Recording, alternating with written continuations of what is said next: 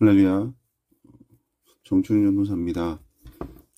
오늘은 히브리서 2장 말씀을 함께 나눠보려고 합니다. 여러분, 하나님께서 여러분을 구원하신 이유는 무엇일까요?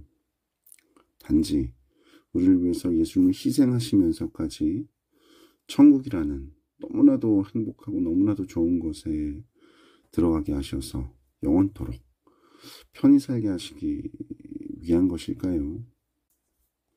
만약 단지 구원의 의미를 그렇게만 생각한다면 그것은 우리가 하나님의 뜻의 매우 작은 일부분만을 보고 있는 것입니다.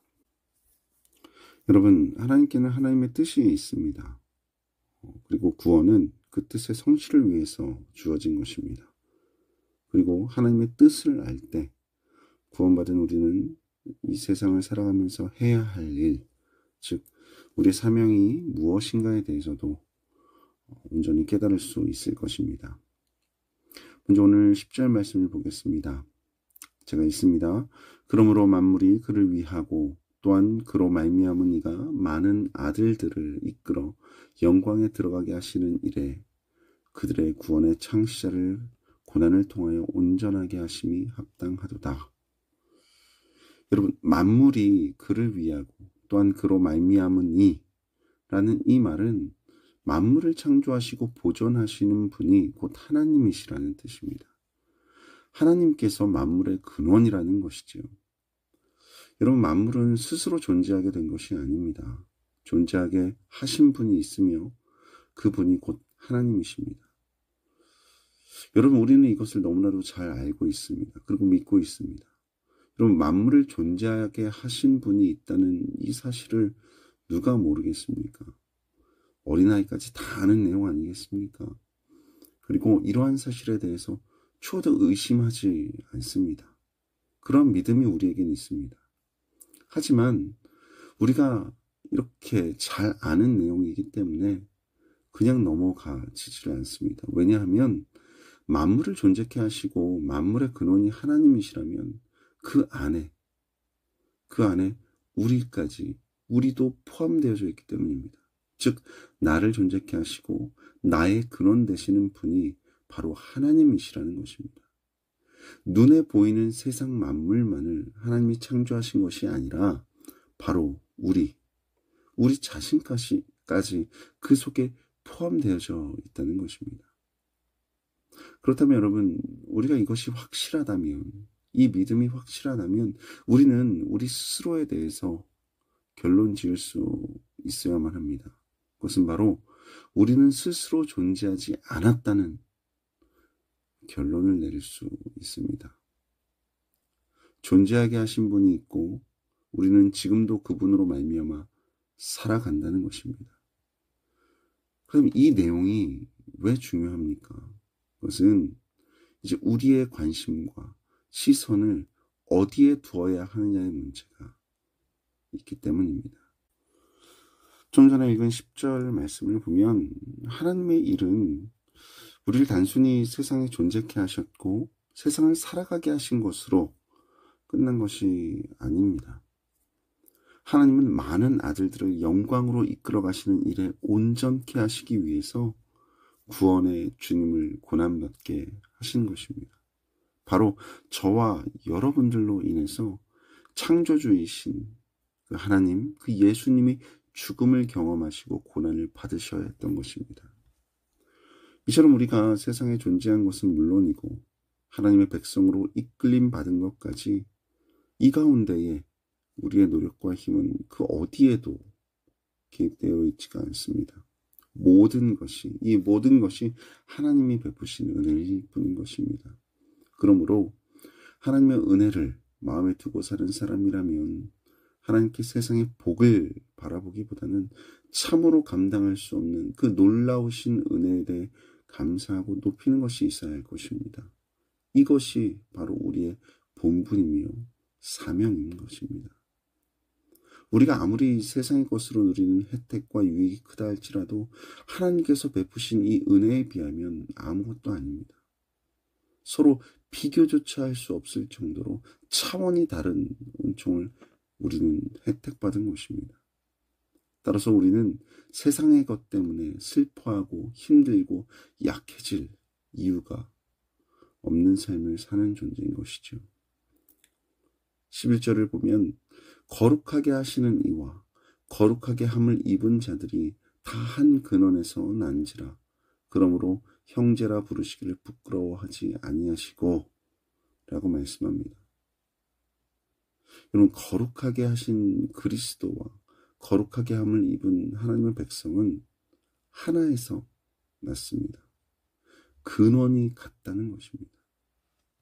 바로 하나님께로부터 났기 때문입니다. 그러므로 형제라 부르시기를 부끄러워 아니하신다고 말씀하고 있습니다. 여러분, 사실 예수님 입장에서, 예수님 편에서 볼 때 우리같이 죄 많은 존재를 형제라고 일컫기에는 부끄러움일 수밖에 없을 것입니다. 그처럼 우리는 내세울 것이 없는 존재라는 것입니다. 만약 여러분께 세상에 멸시를 받는 그 죄를 지은 아들이 있다고 할 때 과연 그 아들을 이 세상에 내세우면서 이 아이가 바로 내 아들이다 라고 말하기를 부끄러워하지 않을 수 있겠습니까? 또는 혹 여러분의 형제 가운데서 그런 사람이 있다고 할 때 그를 내 형제다 라고 하기를 부끄러워하지 않을 수 있습니까? 사실 우리 같은 존재가 예수님의 형제로 여겨진다는 것은 우리에게는 정말로 너무나도 큰 영광이지만 예수님께는 부끄러움일 수밖에 없을 것입니다. 그런데도 불구하고 부끄러워하지 않으신다고 말씀하고 계신 것입니다. 왜냐하면 그 이유는 예수님과 우리가 한 분, 하나님께로부터 났기 때문입니다. 그러므로 우리는 하나님께로 났다는 것이 얼마나 놀라운 의미인가를 생각해야 합니다. 이처럼 우리를 하나님께로 난 거룩한 자가 되게 하시기 위해 독생자를 고난의 길로 가게 하신 것입니다. 모든 것이 처음부터 끝까지 하나님의 계획하심으로 되어진 일이고 그 계획 또한 하나님 스스로 성취하셨던 것입니다. 그 안에서 우리는 또한 놀라운 은총과 이 은혜를 계속해서 받고 있을 뿐입니다. 여러분, 우리는 주님 안에서 무엇 하나 내세울 것들이 없는 존재입니다. 오직 하나님께서 베푸신 이 감당할 수 없는 사랑과 자비하심에 대해서 감사하고 찬송해야만 하는 존재인 것입니다.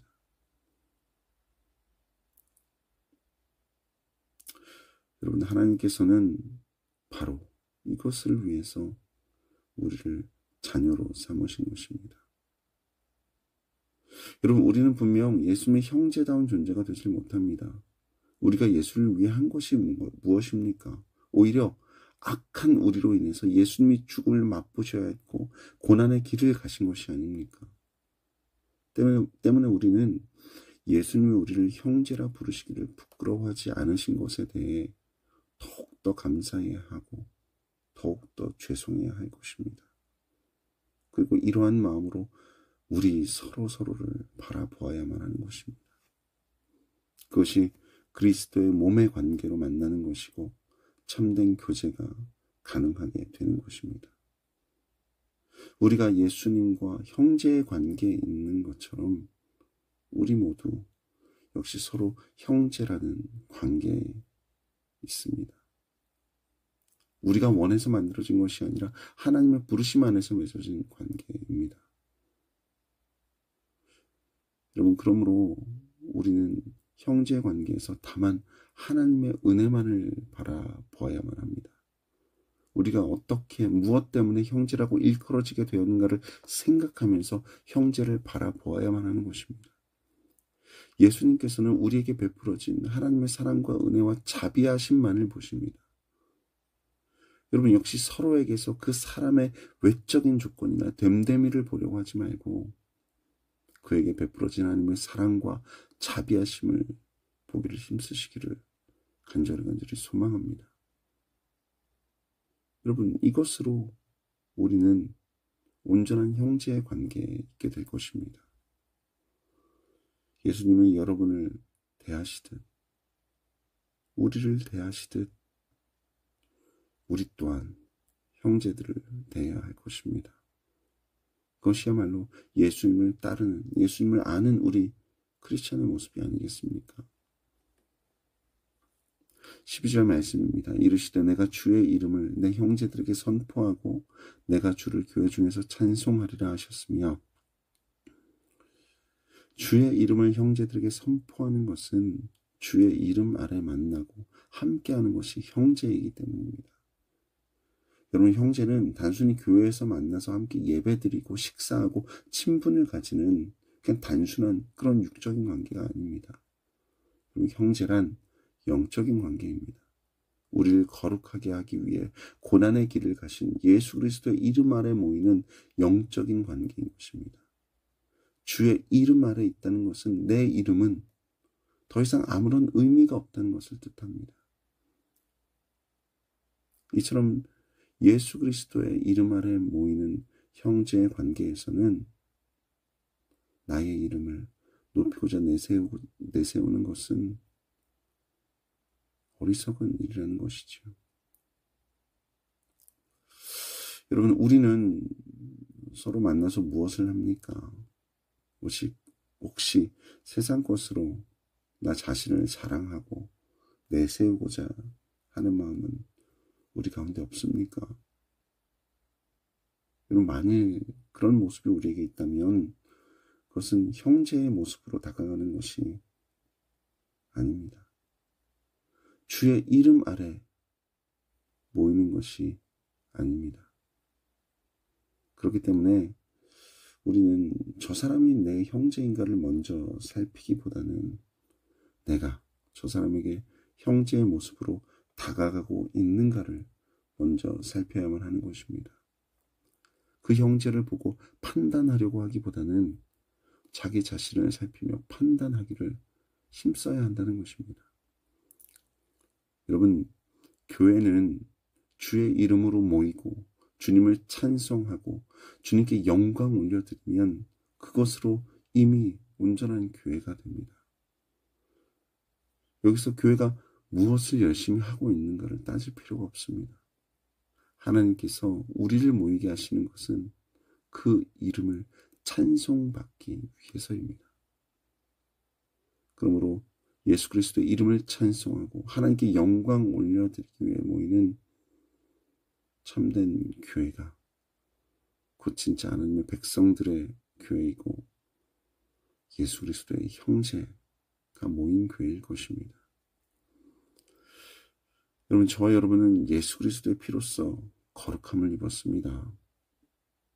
만약 우리가 거룩함을 입지 않았다면 어떤 결과를 가져오겠습니까? 오직 멸망뿐일 것입니다. 그러므로 우리를 거룩하게 하신 예수 그리스도의 보혈은 우리 인생의 전부일 수밖에 없습니다. 부끄러울 수밖에 없는 우리를 형제라 부르시기를 부끄러워하지 않으신 그 주님의 은혜를 깊이 묵상하시면서 날마다 주님의 형제로서 주의 이름을 높이는 자로 살아갈 수 있게 되기를 바랍니다. 여러분, 이것이 우리에게 주어진 사명입니다. 여러분, 하나님의 백성이자 예수 그리스도의 형제로서 하나님이 더욱더 사랑하시고 예수님과 우리의 옆에 있는 모든 그 형제된 그 모든 분들을 더욱더 사랑할 수 있게 될 수 있는 우리 모두가 되기를 소망합니다. 그것이 예수님께서 우리에게 맡기신 가장 귀중한 계명인 것입니다. 저는 저 여러분 모두가 예수 그리스도의 이름으로 더욱 하나 되어 이 계명을 잘 지키며 주님 앞에 나아갈 수 있는 우리 모두, 우리 한 교회, 한 형제들이 되기를 소망합니다. 그래서 주님의 기쁜 자녀이자 백성이자 제자, 형제가 되어 가시기를 간절히 소망합니다. 아멘. 기도하시겠습니다. 하나님 아버지, 감사합니다. 오늘도 우리에게 거룩한 말씀을 허락하여 주시고 그 안에서 우리가 더욱더 하나 되게 하시며 주께 영광 올려드리며 우리가 모인 이곳에서 더욱더 사랑과 은혜가 넘칠 수 있는 그런 하나의 교회 되게 하심을 감사드립니다. 주님, 우리 가운데 예수의 이름으로 모인 곳에서 우리의 모든 이름을 다 사라지게 하시고 다 낮아지게 하시고 오로지 예수의 이름만이 높여질 수 있는 그러한 우리의 모습이 될 수 있도록 도와주시고 우리의 심령이 되게 하시며 계속해서 주님을 찬양할 수 있는 우리의 입술이 되게 하여 주시옵소서. 주님, 부족한 자들이 모여 하나가 되었습니다. 그러나 예수 그리스도의 이름으로 모인 자들이 주님을 찬양할 때 주님께서 반드시 우리와 함께 하신다 하셨으니 주님, 우리가 끝까지 찬양하겠습니다. 서로가 서로를 탓하지 않고 정죄하지 않으며 예수 그리스도께서 우리를 형제라 부르신 것처럼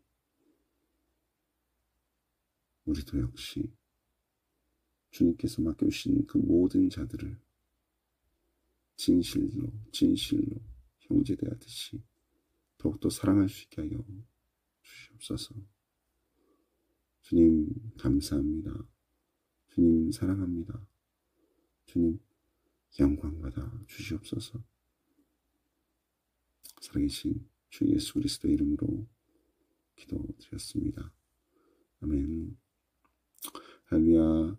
오늘 하루도 승리하시고 계속해서 주의 영광 가운데서 오늘 하루도 승리하실 수 있는 귀한 킹스글로리 처치 모든 성도님들 되시기를 간절히 소망합니다.